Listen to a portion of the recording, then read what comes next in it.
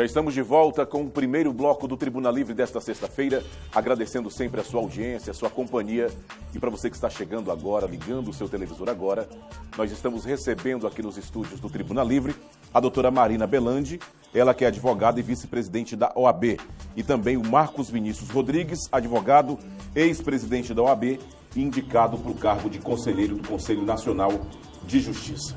Marcos Vinícius, já começo com você pela indicação. Mais uma vez, parabéns. E, diante de tudo isso, tendo esse momento que você está vivendo, vamos dizer assim, o que lhe inspira a ingressar no Conselho Nacional de Justiça? Olha, as coisas aconteceram, um evento como esse não acontece do dia para a noite. Tenho falado lá e falei, isso foi uma coisa que aconteceu até por um ocaso.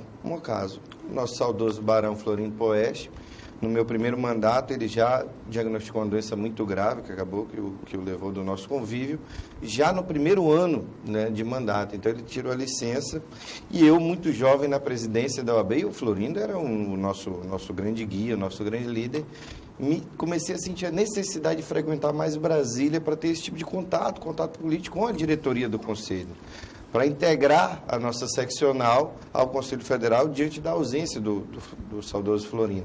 Foi quando eu comecei a frequentar as sessões do Conselho Federal da OAB. As sessões são para os conselheiros federais e não para presidentes. Você não tem a obrigatoriedade de frequentar as sessões. Mas eu utilizei isso como uma rotina. Bloqueava a minha agenda de presidente em todas as sessões do Conselho Federal e espontaneamente acompanhando a delegação de conselheiros do Estado do Acre, conselheiros federais do Estado do Acre. E isso, não tenho como negar, facilitou muito, porque foram 6 anos de convívio direto com aquela casa, com o Conselho Federal, e já na eleição agora, na minha sucessão na eleição do Eric, quando já se sabia que ia abrir as vagas, o meu nome foi ventilado. Por essa proximidade, por essa experiência já de casa, pelo menos no aspecto de testemunha de um colaborador um tanto quanto distante, mas sempre ali presente. Então, começou com isso. Quando surgiu essa oportunidade, lógico que eu fiquei um tanto quanto, digamos assim, em dúvida.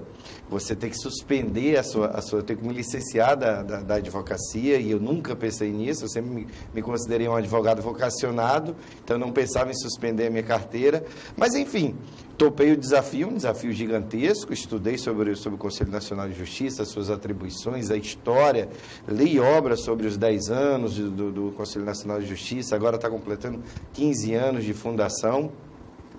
E, como eu falei, aceitei o desafio e agora fui indicado. Estou muito feliz com a votação, que foi muito expressiva daquele conselho.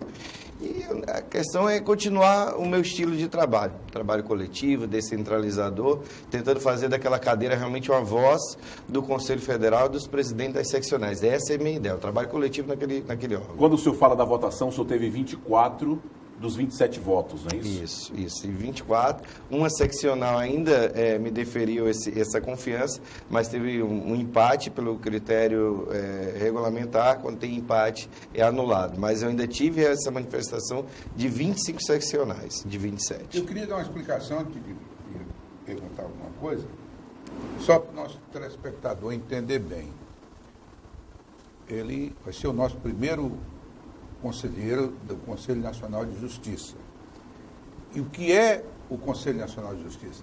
É uma instituição pública que visa aperfeiçoar o trabalho do sistema judiciário brasileiro, principalmente no que diz respeito ao controle e à transparência administrativa e processual. E financeira também. Então, o Conselho, que quando foi criado, houve uma certa resistência por parte da magistratura. Claro. Né? Porque é eles que fiscalizam o trabalho dos magistrados em todo o país. A Associação Nacional dos Magistrados chegou a entrar com ação declaratória de inconstitucionalidade da lei, na realidade da emenda constitucional que criou o Conselho Nacional de Justiça, porque havia a ideia inicial que realmente era um órgão que foi criado para maniquear, para restringir a liberdade do magistrado, e hoje está comprovado que não é. Na realidade, é o órgão máximo de controle externo do Poder Judiciário brasileiro. Com atribuições alguém teria que controlar. lá, controle né? administrativo. Poder judiciário. Uma das primeiras bandeiras que foi defendida e que foi aplicada, que foi exatamente proibir o nepotismo no Poder Judiciário. Então, lhe interrompendo, o Conselho ele tem competência administrativa sobre todos os tribunais do país. Só menos do STF, é isso? Só não tem atribuição em relação ao Supremo Tribunal Federal. Até no STJ ele interfere, né? Tem, né? Sim. E como é que a OAB se sente A OAB Acre, contemplada, a OAB Acre? Uma vitória, né, para a advocacia acreana, porque não é imagina, nós somos 27 estados, 27 seccionais, nós temos entre essas 27 seccionais um membro, né, e diga-se de passagem, um membro com história na OAB, um histórico muito bonito, né, um presidente que iniciou uma nova gestão, né, desde a época do Dr. Florindo. Então, para nós, é um orgulho e também isso ressalta muito o prestígio, né, da nossa classe e o invoco, né, da advocacia. Imagina nós, né, nós estamos caminhando para um segundo advogado acreano nato, né, representando nós no Conselho. Né? Nós já temos o presidente atual, que representa nós no Conselho do Ministério Público, e hoje, né, nós estamos com essa possibilidade... Tem um representante do Conselho do Ministério Público, que é o... Érico Venâncio, que é o nosso presidente atual, e estamos Interessante isso. E estamos aí, logicamente, todos nós torcendo, principalmente nós acreanos, como advogados, para que o Dr. Vinícius, né, Marcos Vinícius, seja também conduzido ao cargo, porque é uma vitória para a advocacia acreana. Imagina nós, né, um estado tão pequeno, que nem o Vinícius colocou, temos uma representatividade tão grande, que ele tem um status, terá... Nós estamos num momento histórico interessante, né, nos conselhos. Nós teremos, já foram indicados, se tudo der certo, 3 acreanos nesse conselho. Nos 2 conselhos. Isso. No CNJ eu fui indicado. Pela Magistratura Federal, Candice Galvão, magistrada federal, foi indicada. Esposa? Filha do Imar Galvão, do ministro Imar Galvão, foi indicada, ela é magistrada federal. E no Conselho Nacional do Ministério Público, o Oswaldinho, nosso ex-procurador, ele foi indicado também, dentre os procuradores-gerais de justiça. Foi também? Foi. Também. E você sabia que o Oswaldinho, como assim eu trato, ele padece de um defeito, né? Não, qual? Familiar. Primo de Olé, do 2000. Ao contrário, os atributos da inteligência dos Dalbuquerque. Eu pensei que ele ia falar do meu Vasco. Eu imaginei. Eu pensei que ele ia falar do meu Vasco, eu já estava defendendo. Agora, doutor... o prestígio acreano, né? O destaque acreano está muito em voga no Senado Nacional. Né? Isso nos honra muito. Sim, pode com acreditar. certeza, com certeza. Doutor Marcos Vinícius. Nosso sistema de repartição de poderes, nós temos a figura do presidente da República, só. No Poder Legislativo, nós temos o Congresso Nacional, composto por 513 deputados federais, 81 senadores. No Poder Judiciário, aí nós temos o Supremo Tribunal Federal, constituído por 11 integrantes, 11 ministros. O STJ por 40 e poucos integrantes. E o Conselho Nacional de Justiça, constituído por 11 conselheiros. Você foi indicado numa fatia de 2 dos 15. Porque já foi dito aqui que 9 necessariamente são magistrados. 2 membros do Ministério Público. 2 por indicação parlamentar. Um da Câmara dos Deputados, o outro do Senado. E sobrou 2 vaguinhas para as 27 regionais das OABs espalhadas no Brasil afora. Como foi atravessar este Rubicão e você sair daqui do Acre. Eu não digo que disputando, mas a sua vaga também sendo preferida por advogado de todas as regionais. Como foi? Qual o milagre? Qual a operação que foi montada para você ser ungida?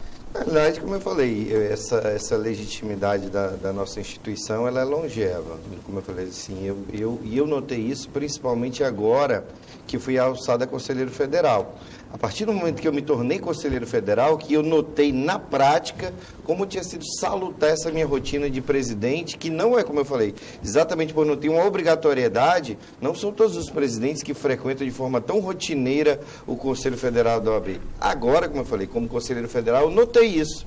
Notei porque já conhecia muitos conselheiros federais, já tinha conhecimento de sistema, já tinha conhecimento de rotina, já sei como se porta uma diretoria, né, porque já estava no quarto mandato de presidente. Então, nesse aspecto foi mais fácil. As pessoas já me conheciam, os presidentes já me conheciam, os conselheiros federais já me conheciam, já sabiam da minha postura, da minha conduta, do meu trabalho na seccional acreana. E, logicamente, não tem como negar o trabalho político. Você vai atrás de apoiadores e daí aquela rede vai aumentando até tanto, falo sem qualquer vaidade. Uma votação tão expressiva como essa demonstra, não é, ninguém votou em mim só por predicativo próprio, quase que a unanimidade do país vota.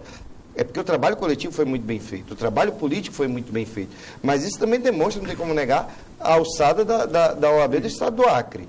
Eu falo mesmo assim, nós temos hoje uma situação, se não privilegiada, mas muito destacada. Só o fato de termos hoje um conselheiro do CNMP, que é o Eric, mal quando sair, já teremos um outro conselheiro. Além disso, na última eleição para a diretoria, meu nome, diretoria nacional da OAB, meu nome também foi cotado, com muita força, com muita evidência. Também fiquei muito cotado que hoje é representada a região norte pelo doutor Alberto Simonetti, que representa muito bem a nossa região, mas até nesse aspecto o nome da nossa advocacia foi muito bem frisado. Então, assim, como eu falei, não é do dia para a noite. Foi realmente o trabalho que vem sendo construído entre presidentes de seccional e de Conselho Federal durante muito tempo. Mas, doutor Marcos, o senhor nem foi aprovado, nem tomou posse, mas eu vou fazer cobrança. Mas, Osmir, deixa eu te fazer uma interrupção aqui. Quando você fala que ainda não tomou posse, e para que fique bem claro, a doutora Marina falou agora há pouco, que espera que ele seja conduzido ao cargo. Sim. Ele já deixou bem claro que ele passou por uma eleição interna. Né? Perfeito. Mas tem um próximo passo, que é uma sabatina no Senado Federal. Como é que o senhor está se preparando para essa sabatina? Tive a sessão de indicação foi na segunda-feira, adentrou à noite. Já na terça-feira, com os demais indicados, nós fomos ao Senado conversar com a presidente da Comissão de Constituição e Justiça, senadora Simone Tebet, do Mato Grosso do Sul, do MDB do Mato Grosso do Sul, para saber primeiro para nos apresentar, né, para dizer que nós tínhamos sido escolhidos, indicados pela OAB, para saber de pauta, né, da Comissão de Constituição e Justiça. Tem várias outras sabatinas programadas e estamos tentando agendar no máximo até julho, porque o mandato se inicia em setembro. E é um processo difícil, né? São membros da Comissão de Constituição e Justiça que farão essa sabatina e a votação é pela maioria absoluta do Senado. Ou seja, primeiro a gente tem que ter um quórum qualificado, vocês sabem isso de cor salteado, e depois nós temos que ter no mínimo 41 votos dos senadores aprovando o nome. O segundo nome veio de qual estado? Bahia. Na verdade, ele é atual ministro do CNJ, o André Godinho, e foi indicado para recondução, que é permitido uma recondução. Mas antes de fazer uma pergunta, eu quero aqui já fazer uma cobrança. Hoje, o grande problema da justiça brasileira, entre outros, é a sua lentidão. Uma lentidão que tira o sentido de justiça, quer na área penal e principalmente no civil. Perfeito. Eu vou citar um caso pessoal. Eu tenho um processo de imposto de renda cobrado indevidamente, que eu vou convocar minha família no domingo para completar o aniversário de 21 anos. Isso é um castigo de quem ganha muito, né, doutor? Pagar muito pouco dinheiro, né? 21 anos. Como o Conselho Nacional de Justiça pode propor, além de medidas no Congresso Nacional, para tirar um bocado de chincana que tem lá dentro da lei, para acelerar o processo, quer na área penal, quer no civil, porque isso irrita o cidadão e isso macula a justiça. Agora, vou interromper. Doutor Marcos, o senhor responde a pergunta do Osmir. Perfeito. Depois do intervalo comercial, nós voltamos já com o segundo bloco do Tribuna Livre. Não sai daí. Você também, para a senhora também.